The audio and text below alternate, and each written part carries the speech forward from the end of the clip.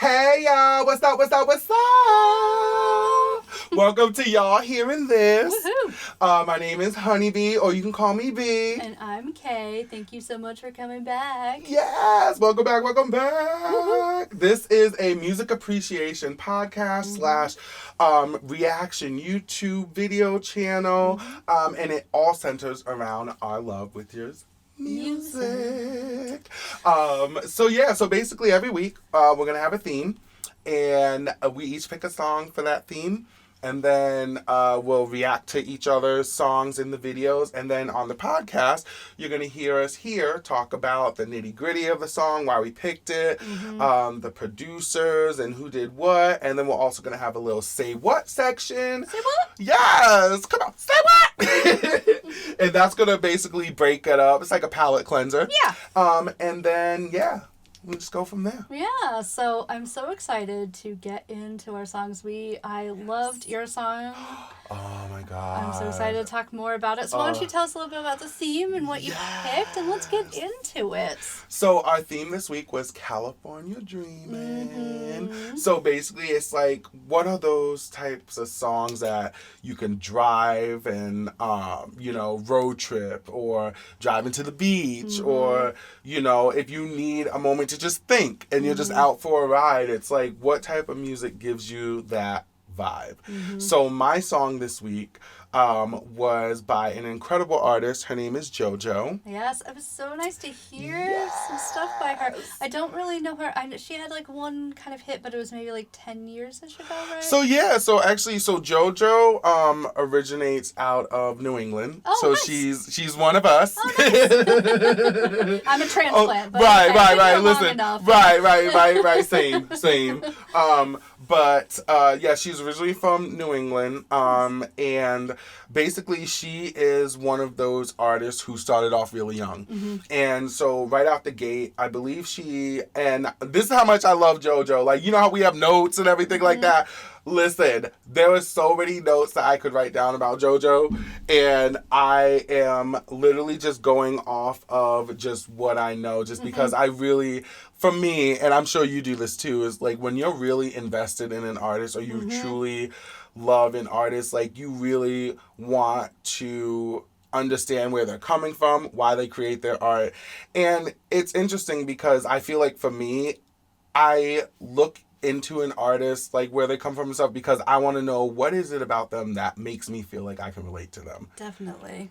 What have they gone through? Yes. What made them create this particular art? Yes. And what made them who they are, because, that's where we can, all kind of come together. And, that's where music is so beautiful, because the people that we listen to, that we really connect to, 9 out of 10 times they've been through the same experiences we've been through.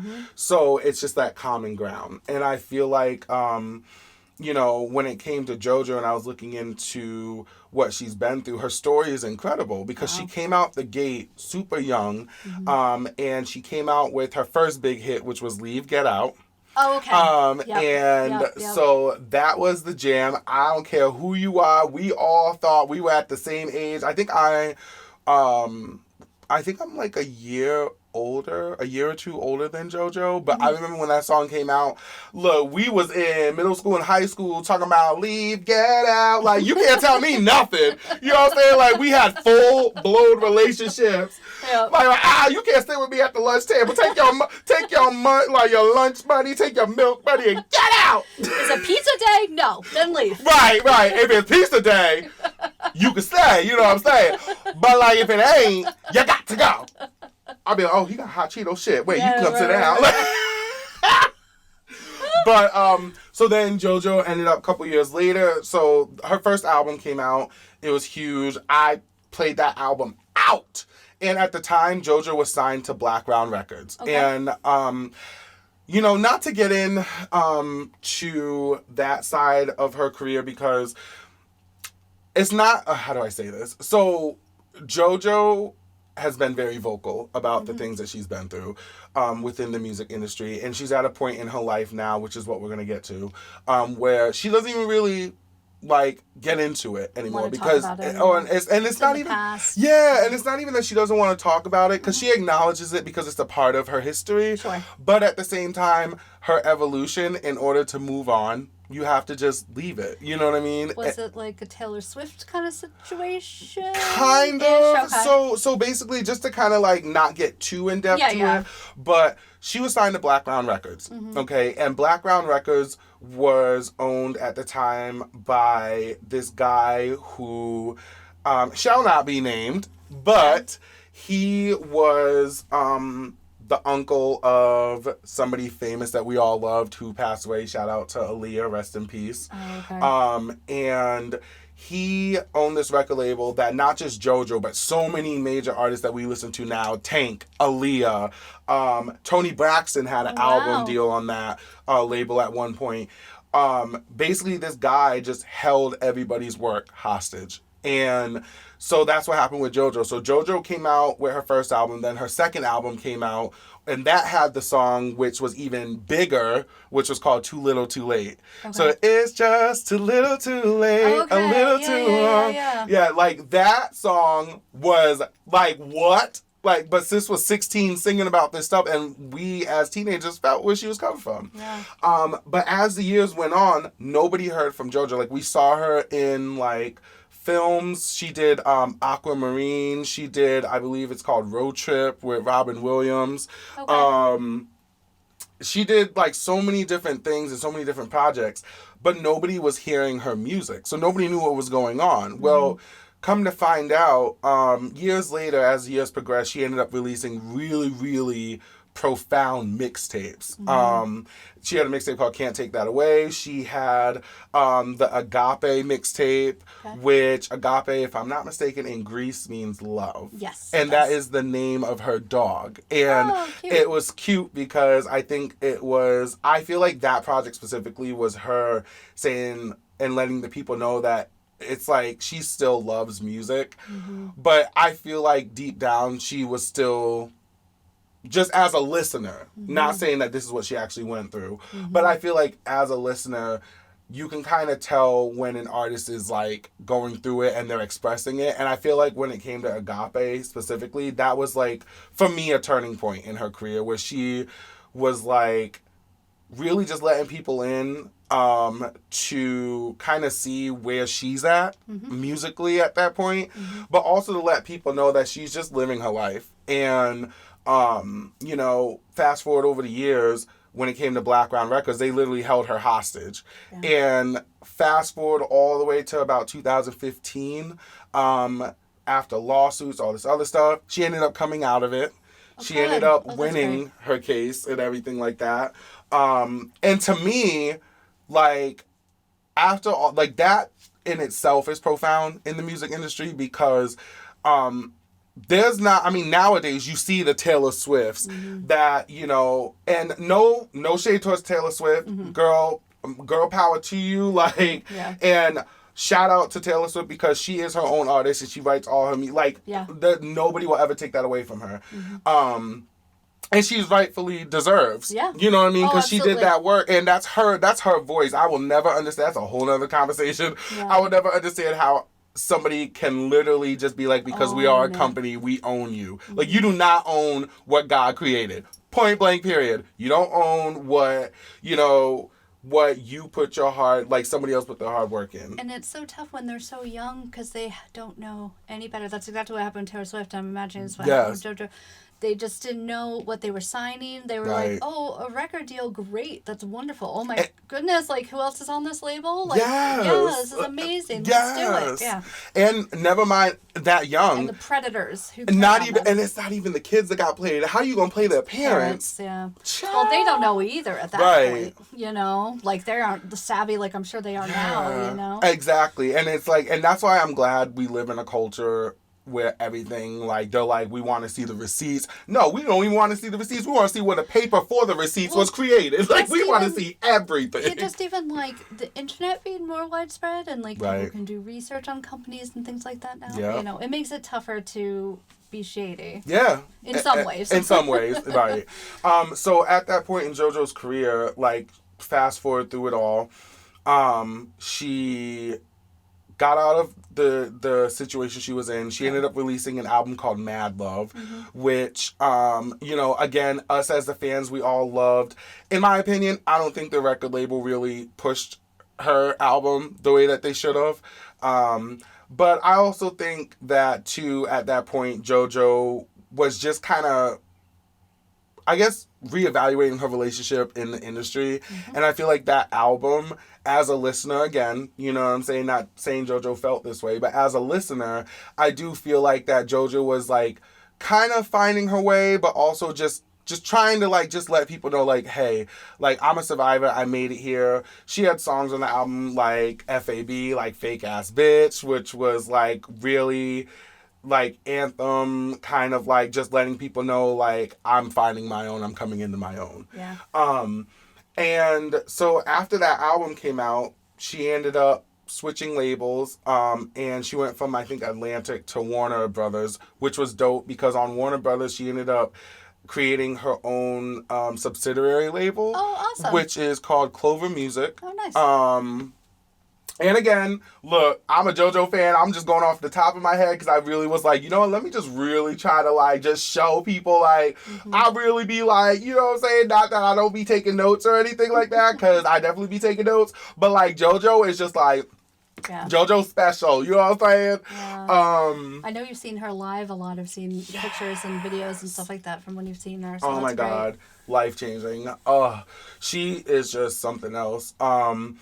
But she ended up coming out with her album, Good to Know, and that was in the midst of the pandemic. So during 2020, she released this album that was absolutely incredible. I feel like it was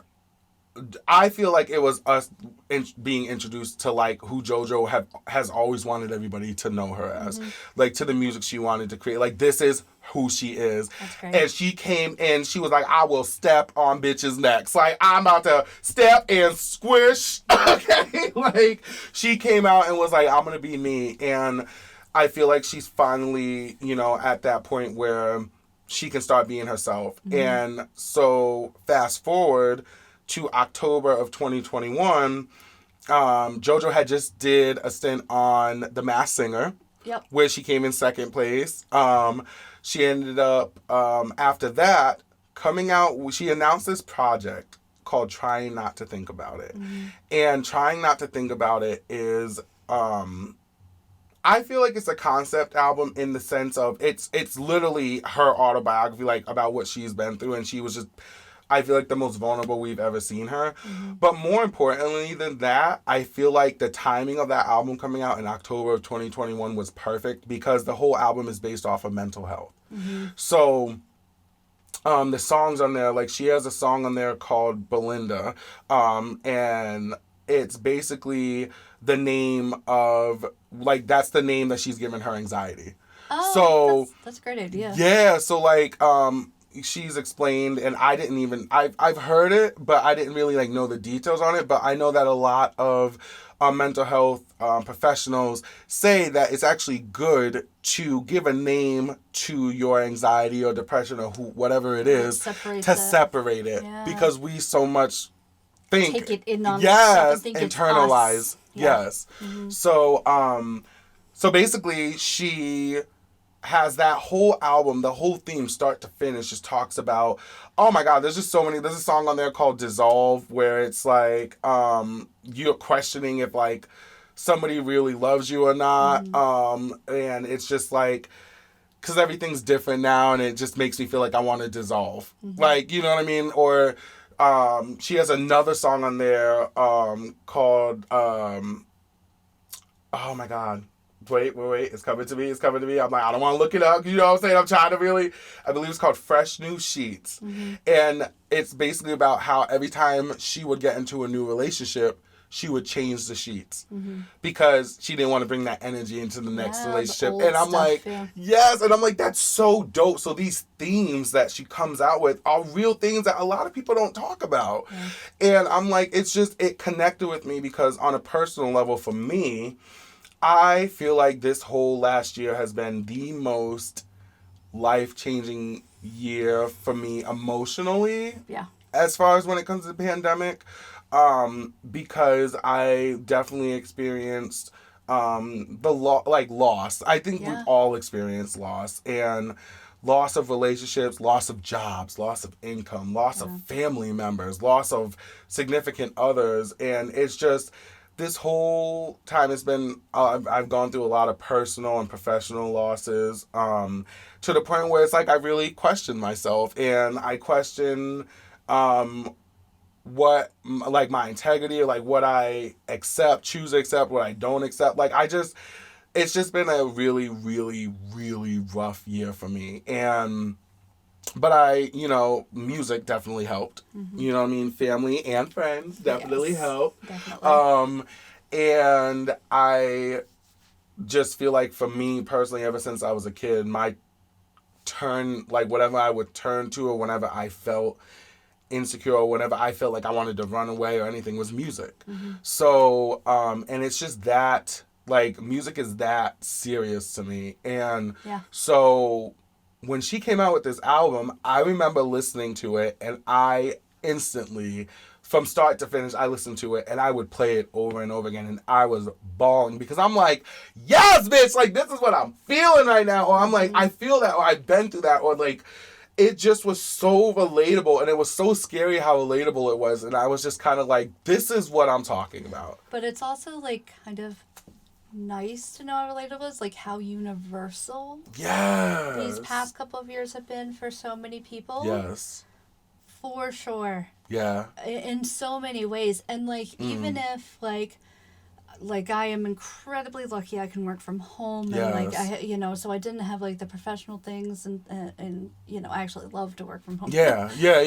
But it's like that freedom, like not being able to see, like, I don't live with family, so I just did not see my parents or my nephews or my brothers for a year. Yeah, and the toll it takes. Yeah. It's like, we didn't see each other. Yeah, it really was a full year, other than Zoom or whatnot, because, we waited until everyone was vaccinated and everything. Yeah. And that's tough. It's tough. I missed a year of my nephews growing up. Yes. It's so... It's those moments, it's like you can't get them back, and it's like you try to find the positivity in it all. You try to find the reasoning in it all. Mm-hmm. Like, you know what I mean? You try to make sense of it. And sometimes there are things that just you can't make sense of. Like, it just is what it is. And, for me, I, have always been very open. Like, I definitely suffer from anxiety disorder. So I suffer from GAD, so general anxiety disorder. A lot of people in this country, in this world, deal with it. But basically, it's just like, I'm a worrywart. I am exactly to the T my mother's child. I'm definitely like my father, but I am like my mother's child, and she was a worrywart, and she always made sure, like, everybody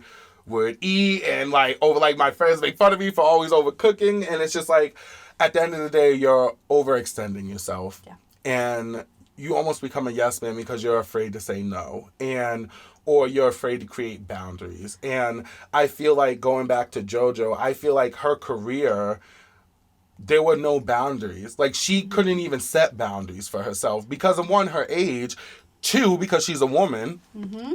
Like, let's be real. Let's keep it all the way 100. Facts. Let's keep it all the way 100. She's a woman. Mm-hmm.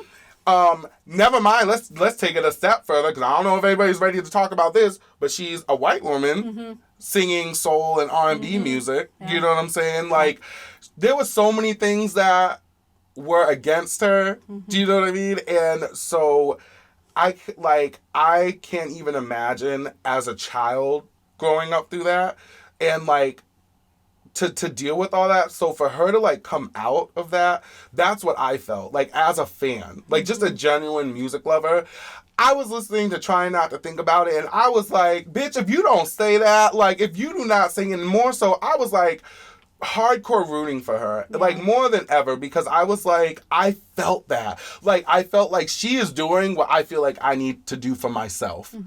Do you know what I'm saying? And I'm like, she is being that voice where people can't be that voice, and I don't think I've ever experienced it to that like extent until this album came out. And then that album has changed the way I view music and what I consume, because like if you want to go into like talking about like energies and like things you accept and what you don't accept, I've learned that like what you listen to, like that is what you will like create essentially. Like it's just like the words you speak, your words have power, your thoughts have power. You know what I mean? That manifestation. Yeah, I've always been a huge proponent of, like, you have to be able to see something to do it. Like, and what I mean by that, like, you see what she's gone through and you see, like, how she's doing it. So now you can kind of be like, okay, you can do that. Like, that is a possibility. Can come out. Yes. Like, I know RuPaul always says, if you can't love yourself, how in the hell are you going to love somebody else? But I actually slightly disagree. Really? I feel like someone has to show you that love for you to find it in yourself. Facts. Someone has to, you have to kind of see that someone else finds that value in you. Okay. For you to find it. I feel. Yes. That's something that I feel that. I get what you're saying. Life, you know, and it can be friends, family, whatever it is, you know, and it's tough because, especially if you are, you know, alone in like this pandemic kind of thing, you don't have those people around to show you that love. Yes. And that's, I think, what affected me the most over the whole thing is like really being like cognizant of that and be like, no, like, and then giving someone a call if I needed to or something, you know. Right. But yeah, I really feel like, and that's what's so powerful about that album for you is that you saw it and you went, okay, this is a possibility. Yes. This is how I can That's a really dope way. Come on, Kay, coming through. Okay, like that's so, and this is why I love music. This conversation right now is exactly what I'm talking about, because we could have like, you just taught me something I never even thought about. Because, like, and it's true, though. And I think I honestly feel like that's what it was. I feel like I'm looking and I'm listening to this album. And I'm even looking at the album packaging. Like, the album cover is literally her balled up in a bunch of covers. Mm-hmm. And it's so beautifully done. Shout out to the artist that did that. I believe his last name is Torres. Oh, nice. I want to say I think it's Flores or Torres. But look. Go on her Instagram. She always shouts him out, like, and JoJo's very big on giving love to her team. That's awesome. And he's definitely a part of it. But the album cover itself, it literally gives you the feeling of, like, isolation and depression, because she's literally on this bed that's massive, and the sheets just continually go. And it's just her right in the middle. And that's literally what we all were. In this pandemic, mentally and spiritually and emotionally, we all were just stuck in the middle of just the unknown. Mm-hmm. So, fast forward, I saw her. The album came out. I saw her live. I saw her perform these songs live. Actually, the album came out the day before her first show, which was a home show, I believe. Yeah, it was the Boston show. It was the first show, and I went to that, and she was performing the songs for the first time, and it was right after the album came out, and there were people in the crowd singing her songs, and, like, for me, that was so powerful, because that just shows that no matter what you've gone through, and, like, your own personal feelings, like, she has like, to launch the project, she came out with, like, a single called Joanne, and the song basically talks about how she's just naming everything that, like, critics have said about her, or whatever the case may be. And she talks about all the doubts and stuff that she has. And so when we were at this show and she's singing these songs, so I'm trying not to think about it, it's only been out for a day. And there were people in the crowd just screaming these words out left and right. And I'm like, this is like, if this is not testimony to your impact, and if this is not a testimony to the fact that you are not what you've been through, like, that is what it is for me. And the last song on the whole project is my song that we ended up picking, which is called Lift. And so Lift is a short song. It was written by JoJo and Caroline Baker and James Stroll.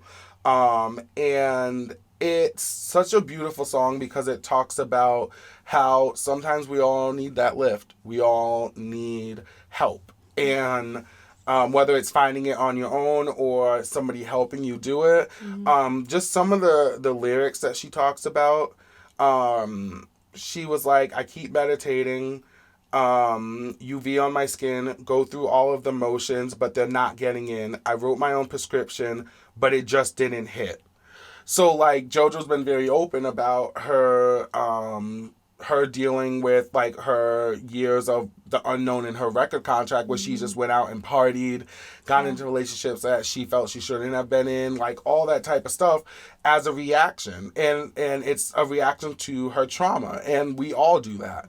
Absolutely. And I definitely feel like this song, she's saying, like, so can I get a lift? I gotta get somewhere other than this, breathe a little fresh air, and after some reflection, I can't get there on my own. I need a lift. So it's basically saying, don't be afraid to ask for help.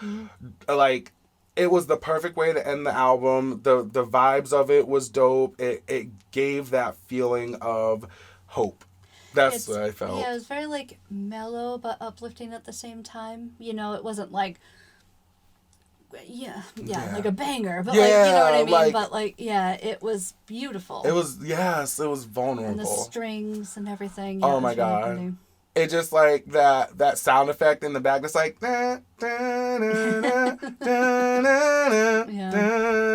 like, it's just like, even that, it just adds to it. And at the very end of the song, she recites the first verse, but she changes the end a little bit. So she goes, bluebird in my window. I wonder if she knows that I'm doing so well, that I got myself help. So if you're feeling low, don't be hard on yourself. Yeah. And I was like, point blank period. And the song just abruptly ends right there, as it should. And I felt like that was the end of the album too. And that was the end of the album too. So as a long explanation, like, my love for JoJo goes deep, but more so, like, her story and her music, it impacts and influences so many people. And JoJo, girl, if you're listening to this, or if you see this for any reason, just know that you are loved, that you are cared for, and I definitely thank you, because your music has definitely saved my life and saved my, like, whole just everything through this pandemic. And even before it, like, growing up as an insecure kid about my weight, about who I was as a person, so everything, it's like, your music has definitely changed that. So if you hear this, shout out to JoJo. If you guys have not heard her music, please go on all streaming platforms. And before I forget, the reason I said that, the whole Taylor Swift situation, when JoJo came out of her situation, JoJo re-recorded. And she is the first person that I know of in this generation. And that's why I live for, like, I love Taylor Swift getting her flowers. Anita Baker has given Taylor Swift her flowers for helping, like, encourage her to get her masters and stuff. But I will say JoJo, I don't think she gets credit that she re-recorded her first 2 albums and some of the singles that came out that ended up not being put out on previous albums that was supposed to come out. Like, all of that music she re-recorded, and she purposely re-recorded it for her own therapeutic reasons, but so the artists and producers that worked on it get their rightful, like, shares. Oh, nice. And get compensated correctly. So, again, shout out to JoJo for always just holding that artistic integrity. But yeah, long-winded, long answer. Basically, this is the JoJo Appreciation Podcast. Right, seriously. This is a JoJo Appreciation Podcast right now. But, so that is the reason why I picked JoJo's Lift for California Dreamin' this week. Nice, that's awesome. Yes. Thank you so much for sharing it. It was a beautiful, beautiful song. Yes, thank you. And I can definitely, I'm adding it to my sing-along playlist. Yes, please do. Now, well, I have to learn to sing first, but that won't take me long, I'm sure. Yeah. She got it. Yes. Well, then break it down. Tell me about your song. Yeah. Because your song was off the chain, and it is historically, the group is just yeah. So for my choice this week, I picked Pink Floyd's "Learning to Fly," and so I love this song. So we talked about this a little bit on the reaction video. So this is like later Pink Floyd. This is in the 80s. when they did this, and the band has changed around a little bit from the beginning. A lot of people obviously know them more for Dark Side of the Moon, Wish You Were Here, The Wall, that the Animals, that sort of, and like, don't get me wrong, we will get there. Yes. We will get there. I love it all. Yes. But this song particularly just spoke to this theme for me. Like I was saying, it just sounds so like big. It sounds so good. Turned up while you're cruising down the highway. I felt that. Yeah. I totally felt that. Ooh. I love, like, the keyboards in it, the background singers, like, they just, like, it all just kind of... It was so good. I mean, I love 80s music so much. You know what this gave me the vibes of? Boys of Summer by Don Henley. Ooh. Do you know what I mean? I kind of, I was going to say, because I was like, it was like the synth rocky, yeah. But also kind of that beachy almost feel. I don't know it's what very... that vibe is. But it's islandy, like that islandy, like, that nonchalantness. Like, exactly, yeah. Oh my God. Yeah, so let's get into it a little bit. So, yes, break it down for me. All right, so this is from their 13th studio album, which is called A Momentary Lapse of Reason. It reached number 70 on the Billboard Hot 100 in September of 1987. So I guess it was a single. I didn't know if it was or not. 13th album in 87. Yeah. That's dope. Oh, yeah. That is dope. Yeah. So it's primarily written by the guitarist and vocalist David Gilmour. The lyrics describes his thoughts on flying, which is a passion of his. He's a licensed pilot. No way! Yeah. I wonder if he's friends with John Travolta. I kind of hope not. Oh, I hope he's not into Scientology is all I'm saying. He's also said that it's about beginning something new, a big change. And it's also possibly about Gilmour taking over as the new band leader. So Roger Waters was the previous band leader, and he departed just before this album came out. No, he didn't pass. He just... I thought I was like, left the band. Look, you know how we do. Yeah. Like, I'm sorry, look, it was just innate in me. I was like, oh, bless his heart, Lord, Father, Jesus.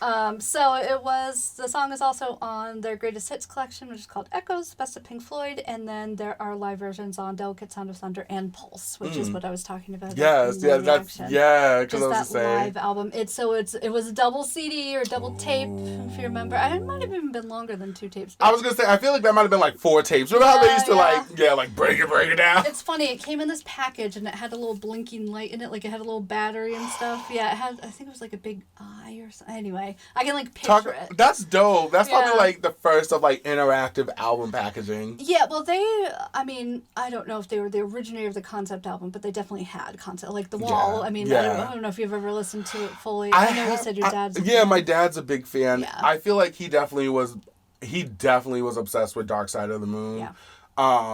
But he definitely loved The Wall too. Yeah. I feel like because I was always geared towards the other stuff he was playing, I didn't really get into it. But I heard that The Wall is like one of those albums where it's like... Well, we also, on Patreon, we are going to have like a music movie reaction, and I think that's one that we should definitely do. I think we should. Yeah. I think we should. Because I would love to see that. Yeah. It's so good. Anyway, expand my palette, girl. Exactly. Come on, Kay. Yeah. But yeah, so Pulse, actually, the whole second half of it is Dark Side of the Moon live. That's dope. Yeah. That's dope. I love that. I know. I recently found some of it. It was on like Apple Music for a bit, and then it wasn't, so I need to find it again. Politics. Yep. So the band at the time of this recording were David Gilmour, Nick Mason on drums, John Caron on keyboards, Richard Wright on keyboards and backing vocals, Bob Ezrin was on sequencer and percussion, Tony Levin on bass, and some additional musicians. Obviously, you have the background singers and whatnot. So they actually founded in 1965 by Sid Barrett, who was the guitar and lead vocalist at the time, Nick Mason, Roger Waters, bass and vocals, Richard Wright, who's in there now. Gilmour joined in December of 1967, and then Barrett left in 1968 due to mental health issues. So the song Shine On You Crazy Diamond, they've actually wrote about Barrett. Yep. Ew, I just got like goosebumps. Yeah. That's incredible. Yeah. You don't see that often, especially when it comes, I feel like, to like the rock genre. It just doesn't seem like that's just something that it's all about being like just powerful and like raw and in your face. So for them to dedicate a song, that's dope. Yeah. That's dope. Yeah, so after Barrett left, Waters took over. Roger Waters took over as the band's leader and the primary lyricist. And that was kind of their biggest kind of fame. So that was Dark Side, that was Wish You Were Here, that was The Wall. Wright left in 1979, but then returned later, and then Waters left in 1985 following personal tensions within the band. So Syd Barrett died in 2006 and Wright died in 2008. They were inducted into the Rock and Roll Hall of Fame in 1996. So yeah, so I love Pink Floyd so much. I love that. I feel like in almost all their music, you can tell that it's Pink Floyd, even though their music doesn't necessarily all sound similar. But yeah, you were saying a little bit in the reactions how they're kind of known for their musicality. Yes. Oh my gosh. Yeah, and so one thing I'd love to talk about more at some point too is like adding those samples and things like that to the songs. So they were doing that way back before there were like mixing stations. You know what I mean? Wow. So Dark Side of the Moon specifically, I was actually watching like a behind the music kind of documentary kind of thing. Not drama stuff, but more about the actual making of the I love that you love documentaries because I'm that person when it comes to music docs. So much, yes. Did you collect DVDs growing up? Like the concert DVDs and all that? I love you. Yeah. Yes! Absolutely. But yeah, so they had this whole thing on Dark Side where literally they would, they interviewed all like the roadies and different things like that, and they would take snippets of it, but they literally had to take like a tape player and like, you know, play it for a microphone. Like it's not like you could take it and add it into the song later, you know? There was maybe like 2 tracks that you could put together. You know what I mean? So, like, oh my god, that was like reel to reel days too. Yeah, exactly. So like that they made these like masterpieces of mixing as well, and that it was all the like, original mixtapers. Yeah, and taking all these different pieces and taking like I love like that, just like the talking and adding that into it and whatnot, you know. So I really love that. Yeah. But yeah, and like I was saying in the reaction video too, David Gilmour, just one of the best guitarists. Period. Ever. That solo that came up right before the choir comes in, that was dope. Yeah. That was so dope. I was like, oh, it's such a feel-good song. Yeah. Now, question. Because you were just saying, you know, side note, would you, because that was during a time when you had like roadies and like, as some people call them, groupies, whatever you want to call them, but these music enthusiasts, would you have been one of those people that followed the tour? Because, like, that was always, for me, one of my dreams, and I lived it a little bit this year, specifically with JoJo, because, like, my birthday, I was like, I really wished I could have been during the times where people used to follow tours and would go to all the shows, and, like, they would, like, see them every time. So I went to 2 shows, you know, the same week for JoJo, but would you have been that girl that followed Pink Floyd? So, I'm going to say something super embarrassing right now. What's about to happen? Ooh. Do you remember the band Good Charlotte? Yes. I followed them around for a little bit. Not like show after show after show, but I've probably seen them like 20 times. That is so epic, though. Shut up! My friend Amanda and I, we used to go. So we first saw them. They were at, remember Lupo's when it was like yes, before it was a Strand. Yes. Little Rhode Island talk for y'all. Yeah, they were playing there with Ep4. I don't know if you remember that. Yes, Ep4. They did closing time, right? No. That's, they did Inside Out. I would. I'm gonna let my pride turn it inside out. Okay, yeah. Wait, then who did closing time? Semisonic. Yeah. Okay, anyways, go ahead. So they were opening for them, and we just, like, fell in love with them, and we got to meet them a bunch of times, and, like, nothing, like, review stuff, but, like, you know how we were talking about with Moby, how I had an Angel Fireside? I absolutely had a Good Charlotte one, too. I definitely did. I have to see if I can find. I used to have like photo books. Oh, Chris, it's so embarrassing. I live for. Don't be embarrassed. I want to see it all. And now they're like married to like Nicole Richie and Cameron Diaz and stuff. It's so funny. We should. Benji and Joel Madden. Yes, I was gonna say the twins, right? Yeah. We should really. Okay, we should try to find some of those photo books, and maybe if you're comfortable, put some of the pictures up on Insta. Right, I will. On our socials. Yeah. Oh, and what was the bassist name? I think his name was Billy. And then so they had this one drummer. Oh, I think his real name was Aaron, but I used to call him Sven because he had like blonde hair. I live though, but were you getting your best life though? I was. It was so much fun. Yeah, no, and we drove. I mean, we went down. I think we went down to DC once. We went to like Pittsburgh. We drove to New Jersey.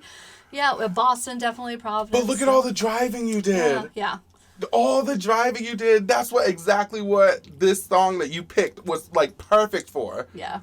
Perfect. Yeah. Like, and you get to experience all those different states, all those different towns, counties, and hearing new bands. And meeting people. Yeah. Yeah. That's incredible. Yeah. I would love to see you. That is like, I would have been like, it was so funny. She that bitch. Like, she good. Yeah, like, you need to know anything, go to her. Yeah, I remember there were shows, because we were definitely like amongst the older people there. I mean, we were only like 23. It wasn't like we were crazy old or anything, but, there were a lot of like 14, 13. So like, I remember, especially if shows got like rowdy, I literally would have like 3 14-year-olds and my hands would be against the stage like this, and I was like protecting them from all like the crazy people behind me. Not that they were like moshers. I was gonna say, was there mosh pits? Can you imagine mosh pits with a bunch of like high schoolers or middle schoolers? For, like, this little ish punk pop band. I'm gonna throw my mascara at you. I'm gonna throw you my spike choker. Yeah, there was lots of Hot Topic happening at the show. There was so much. Oh man. Oh, come on, Hot Topic. Yeah. So yeah, that's my confession of the week. It's my good Charlotte groupie days. I don't even know if you can really call me a groupie, but no. But that's dope though. So you definitely would have been one for Pink Floyd. You would have. I would have. Yeah. I would have been not for any band back in the day too. Yeah. I would have. I feel like it's interesting too because I feel like the access to artists was so different back then, and it's almost a little scary to think about. I guess like that's like the true crime, like. Yeah, because I mean, these were all like little places they were playing at, like Lupo's. It was very similar kind of wherever, so it wasn't like these big stadium things. Right. Although we did go see them. I think they were on like Warped Tour, one of the Horde Tour, one of those ones they were. So we saw them there too, but obviously with the bunches, that was different. But but yeah, most of the time it was just little ones. So like, they'd be at the bar having a drink. You know what I mean? So you just go up and be like, "Hey, what's up?" Hey, how y'all doing? Exactly. There are many like sweaty pictures of me with like I live for that. I need to see this. At one point I had safety cone orange hair. It was shaved except for 2 pieces like this. Yep. As a hairstylist, I am shocked. I was trying red, and it became orange, like old. So wait, you shaved your whole head except for this? There were 2 little pieces, like this, Chris. It was a good Not look. The T-bars in the front. It was such a good look. I need to see it. Wait, because I'm sure you pulled it off, because you can pull off anything. So I know you probably were rocking it like, what's up? I do have a picture in my room. I'll show you when we're done. Ah! Maybe if people ask really nicely, I'll post it. Yes, y'all better ask extra nicely. Don't let me find out you didn't ask nicely, because I'm going to come up, I'm going to find you. You better ask nicely. I want to see on socials.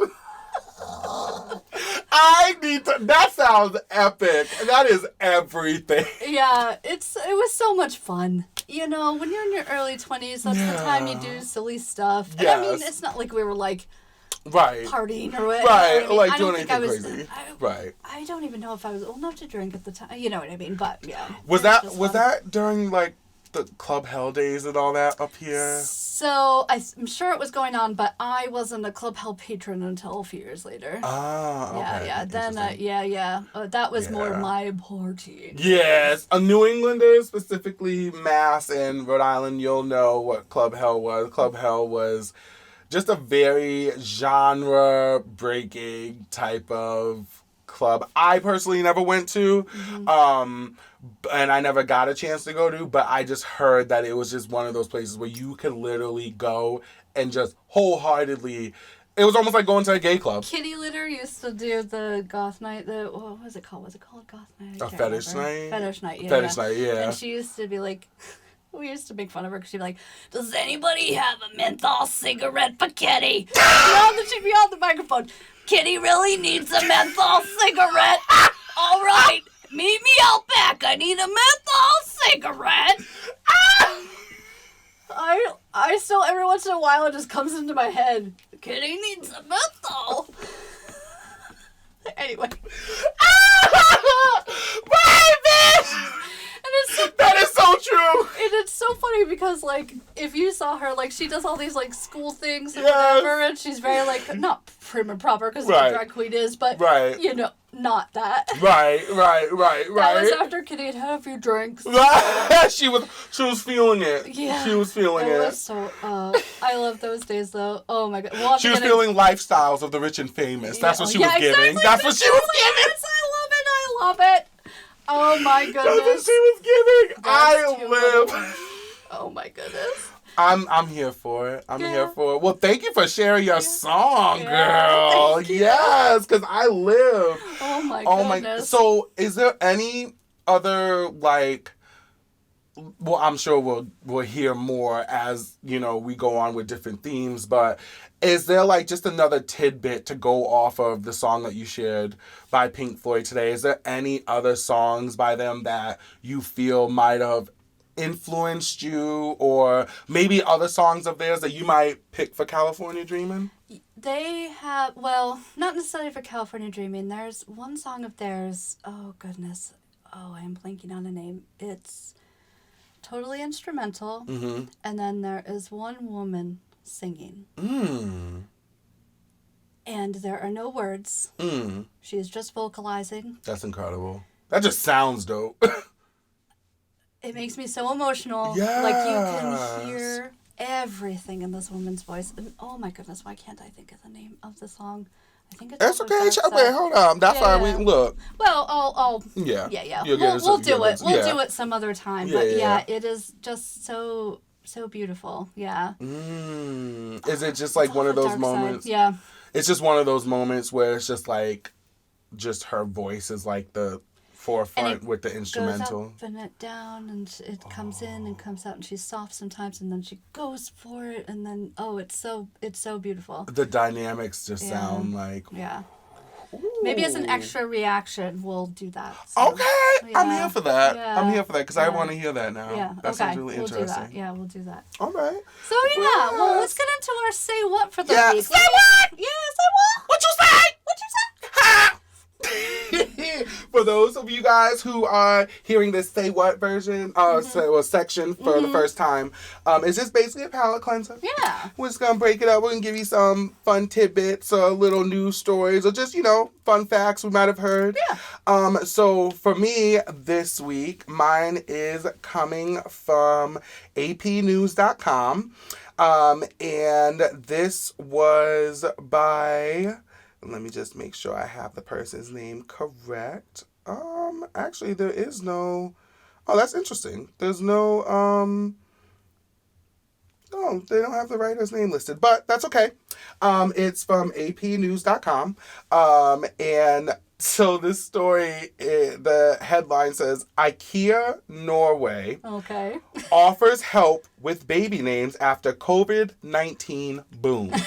So people that were in isolation somehow were still getting freaky-deaky. Yep. A lot. And, having these whole football team worth of kids. Well, there's nothing else to do. There wasn't. Listen, what else you gonna do? I'm just saying.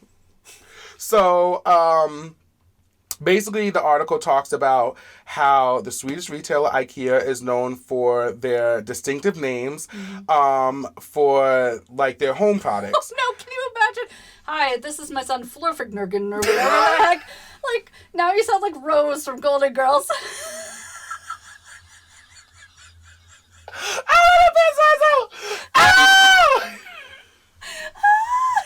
would not want an Ikea name. I'm just gonna put that out there. I'd be like, child, just call me Flo for short. I like to speak to Flo. Like, child, that's probably not even how you pronounce it. I'm just saying that's what mine would sound like. It's just a mumble jumble. Yeah. So, wait, okay. So it says that Ikea Norway has built a name bank with more than 800 listings available on its website. The names are drawn from ones IKEA has given to its furniture instead of product numbers since 1948. After all these years, IKEA has built up a large catalog to pick from. They sure have. Do you want them? That's another question. That's true. So the IKEA names its products after Swedish towns, lakes, and other geographical features, but also uses names that have traditionally gone to people. Oh, so okay. It's just basically saying like that, you know, the names that they have chosen or whatever for some of their products, maybe they don't even use anymore, whatever the case may be, they've literally made a name bank. So now you can not only see the name of all their products, but see that it's always related to some sort of geographical. Well, you know what I mean? Like, yeah. But now you could, you can name your child after a couch or a good ottoman. Right. Or a place in Sweden. Yes.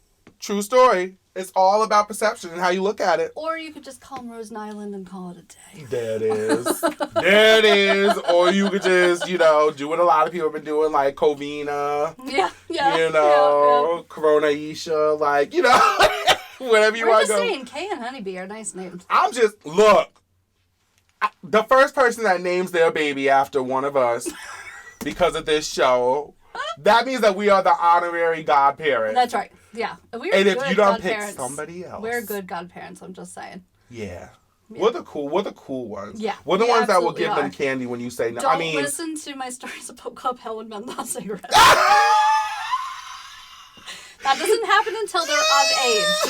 Okay? Yeah. I'm just saying. What she said. Right. What's up?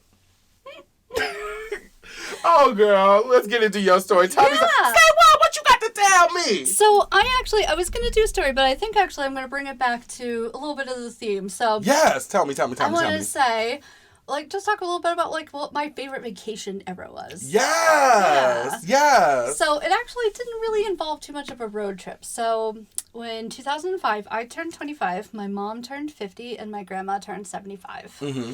And my Aunt Alice also came with us on this trip. And since then, my grandma and my Aunt Alice have both passed. Oh, I'm sorry. Thank you.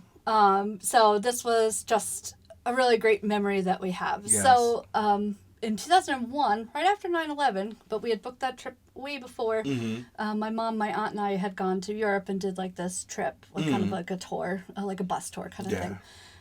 But it was very quick. You were only in each place like a day, so we always wanted to go back. And so in 2005, we picked London. We went there for a week. That's incredible. Yeah, and so we stayed in this little hotel right across from Hyde Park. It was right near the Peter Pan statue.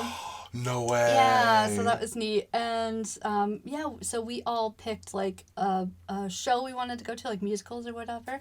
And then we also each picked something we wanted to do while we were there. And so we went to Stonehenge. We went to Cambridge, I believe. Incredible. Whichever one is known for math. Maybe it's not Cambridge. No, Cambridge isn't. Okay. Yeah. Because there's two. One's more known for English, one more known for... Anyway, we went there.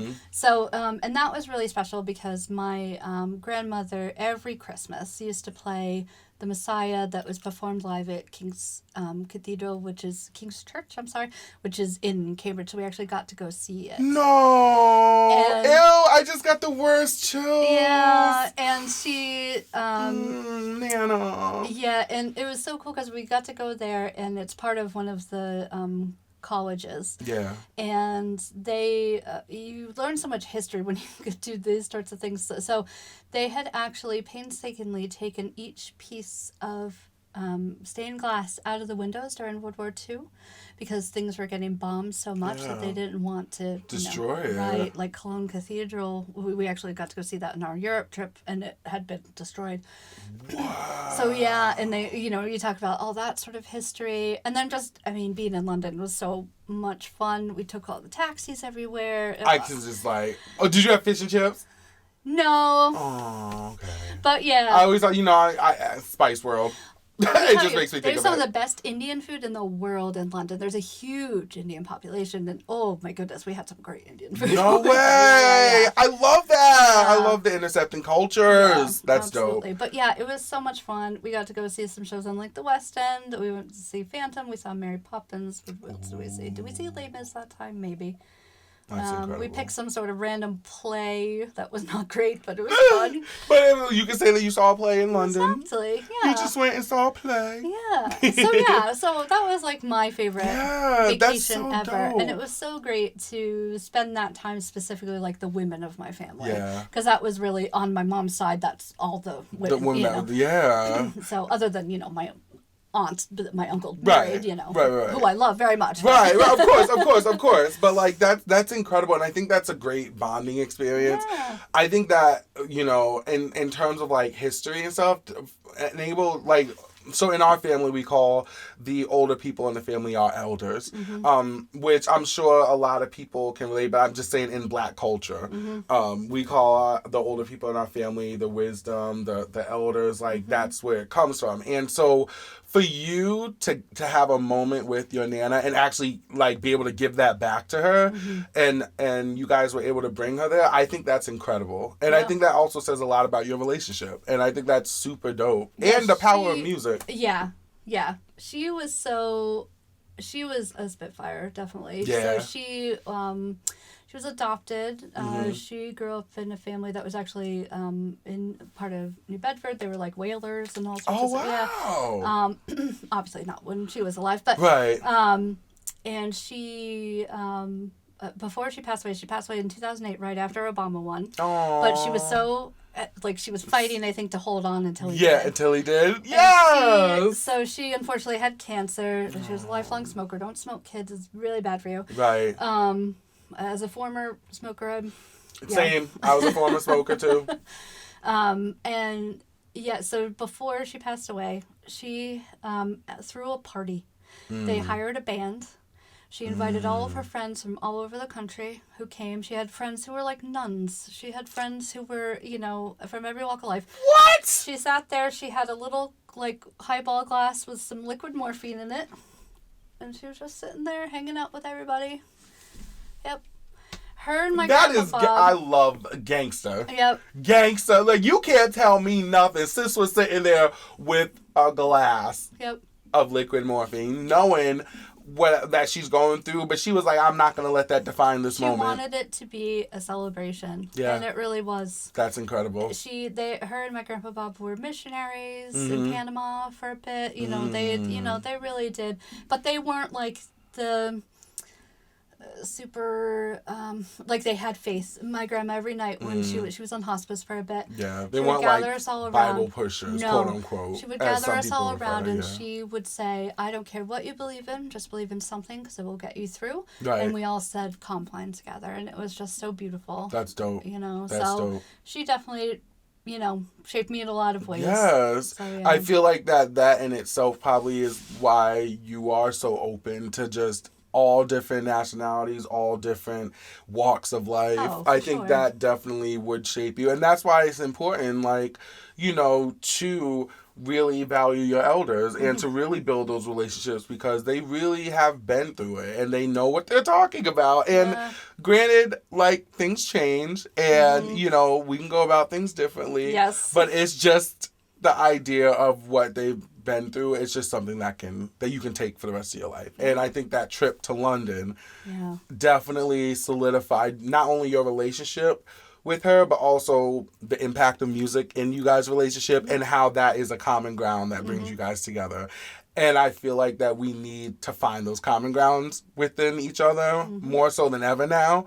So the fact that you are letting people in on that, I think that's dope. And I think it's really powerful. So I think you're going to change. I think you're going to influence someone to do that. Oh, I hope so. That would be amazing. Yeah. I'm here for it. Oh, this was such a good episode. I know, it really was. I just want to keep talking. I know, right? Just talking, but you just got to. No problem there. We can talk forever. Listen, y'all heard, look, I was chatty all earlier, okay? Listen, we could do it. But that's why this is so amazing for us to do this. And we're glad that you guys are able to be a part of this with us. So definitely. We would love to hear what your songs would be for California Dreamin' Week. So definitely down below, you know what I'm saying? Comment, rate and review us on the podcast sites. That helps us so much. We want to reach everybody, because we just want to share our love of music with everybody. Yes. And as you always say, we want to pour into music what it has poured into us. Period. That's about to be our slogan. That's about to be our slogan. You know what I'm saying? Y'all hearing this? You know what I'm saying? Pour it into you as you're pouring to us. Exactly. But definitely let us know if you have any theme ideas. And check out in the description box, we'll have all the links to other ways that you can support us. Our socials, follow us. All that. To see my haircut. Yes. If nothing else. And listen, I'm trying to see the badoom. I need to see that. Just you wait. Oh, we love you guys. We love you so much. Thank you so much. Yes, and thank you doing this as always.